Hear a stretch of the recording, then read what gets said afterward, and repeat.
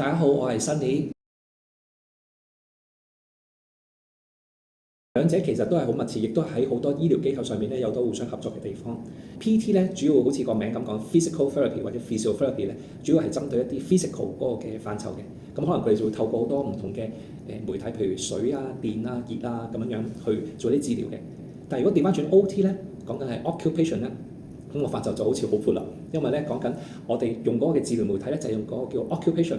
咁簡單嚟講就係一啲叫做有意義嘅一啲活動。咁咩為之有意義活動咧？原來係針對每一個人有唔同嘅。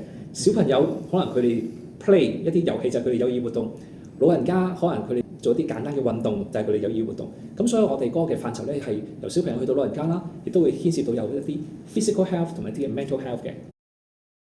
喺香港讀 OT 咧，學術要求亦都係相當之嚴謹。咁所以都聽唔少香港讀 OT 嘅同學仔咧，個壓力啊或者嗰個學術嗰個嘅要求相當之唔嘢少嘅。英國嗰個嘅學術要求咧，的而且確係冇香港咁嚴謹。但係英國嗰個嘅 OT 嗰個課程咧，好想去訓練一個嘅治療師出嚟，所以佢着做好多實踐啊，訓練你係一個點樣合資格一個好 caring 嘅一個嘅治療師咯。喺英國讀嗰個 OT 咧，其實好着重 train up 一個 therapist。instead of 你真係好要好學術上面嗰個嘅要求，但係喺香港咧，其實就加多咗好多學術上面嗰個嘅要求咯，我只可以咁講。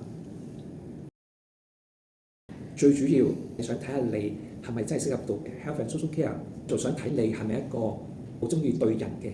特別如果 OT 咧，我哋好想睇下你係咪真係有一個 empathy 啦，呢個係我哋好強調嘅。咁所以我哋透過面試，可能我哋要知道你唔單單係你嗰個嘅認知嘅能力，甚至乎係想睇下你有幾咁 caring 去對人啦。